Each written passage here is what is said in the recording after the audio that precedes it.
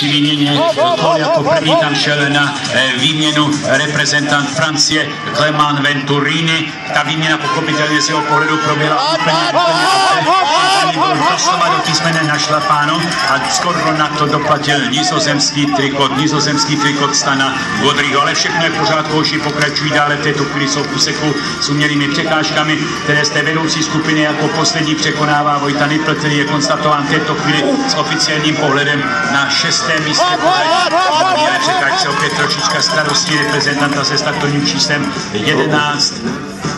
Není to jednoduché, není. Bertolini, little trouble there, sorry there. I think as we watch Bertolini pins it too hard on the front end and then just goes overboard. That is an art. It is not the takeoff, it's the landing. He struggled with it and that may have dealt a blow. Remember what I said. If you cannot do that 10 times out of 10, don't do it at all. Na čele závodu se nám tedy v této chvíli usazuje trojice závodníků, na špici jede trikolora Francie, dále tam jasně vidíme trikot Belgie a je tam i oranž barva trikotu Nizozemců. Jsou to stále stejná jména, která se točí i v našich ústech. Na prvé pozici v této chvíli znovu opakujeme, jede francouzský reprezentant. Now we're watching Michael Venturini now is the other Belgian that has come up into the lead ranks. He has got a silver medal at the Under-23 World Championships. And further back, we are seeing the Czech rider come back into this. He's trying to ride a Dutch wheel up to the rider's teammates. So you can see that is going to be Jonas Neubenhaus. Does not want to go all that fast. He wants to keep that Czech rider out of contention.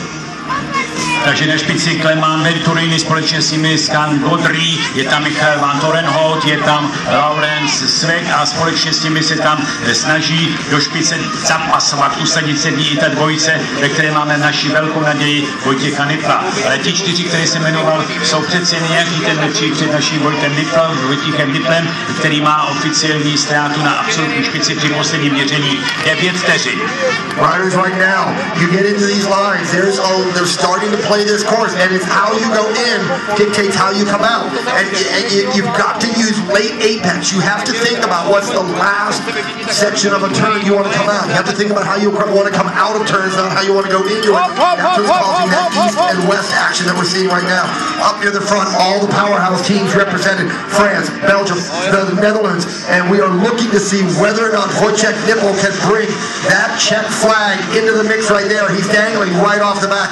Now this is a tricky section. It's changing as the race goes on. This section's changing as we see. A dab or two right there. Good crowd out there by the Czech Republic coming out. Flags fly from all over the world here at the 2015 UCI Cyclocross World Championships. A na čele závodu se v této chvíli formuje čtveřice, ve které prim hraje v této chvíli kolem kolíku se točící po levé ruce vedoucí závodník. Tak je to velice zajímavé.